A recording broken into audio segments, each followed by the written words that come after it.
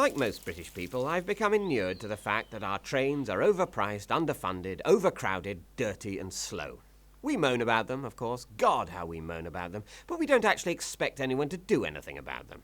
In our grim, masochistic way, I think perhaps we feel it's all we deserve. That the French, because they have esprit and élan and éclat and éclairs, are allowed a fast, efficient rail service, but we're not. We have to struggle on with our knackered, mismanaged system that somehow manages to combine all that is worst about both nationalisation and privatisation, while successive governments treat it like an inconvenient elderly relative who won't do the decent thing and die, preferring, despite all the obvious environmental advantages of trains over cars, to prostrate themselves before the road lobby and provide drivers with even vaster expanses of tarmac at the taxpayers' expense on which to exercise their illusion of unsupported independence, as if their Mondeo would get them 20 feet across a ploughed field. As I say, I'm used to that, and I'm used to the mad system under which the companies that run the railways, though profit-making private businesses, nonetheless expect and require the state to plug the gaps they can't be bothered to fill themselves with tax revenues. I barely even notice anymore that the expensive and unprofitable business of maintaining and replacing the crumbling infrastructure is done by the state,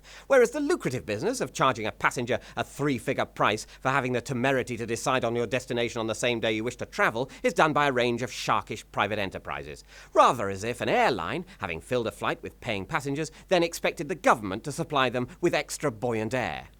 I even managed to ignore the obnoxious absurdities that result from this, when companies which are in fact local monopolies pretend they're options in a free market and employ marketing departments, using money they could be spending on, cleaning the carriages, to come up with slogans to put on the coffee cups, as if I'm expected to associate the excellence of their coffee with the speed and efficiency with which they're proposing to take me to Cirencester, as if, indeed, the reason I chose to travel to Cirencester in the first place has anything to do with either the excellence of the coffee or the persuasiveness of the slogan, as if, had another company caught my eye at the station with a richer coffee or a snappier slogan, I'd have abandoned my friends in Cirencester and sped off to Dundee for the sheer joy of a zippy tagline and a Colombian bean well crushed. All of this, as I say, doesn't get me angry at all anymore. But the last straw, the absolute last straw, is... We'd like to apologise for the delayed arrival of David Mitchell's last straw.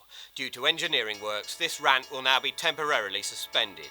Customers wishing to discover the nature of the last straw are advised to rejoin the service in 7 days' time by making use of the space-time continuum provided.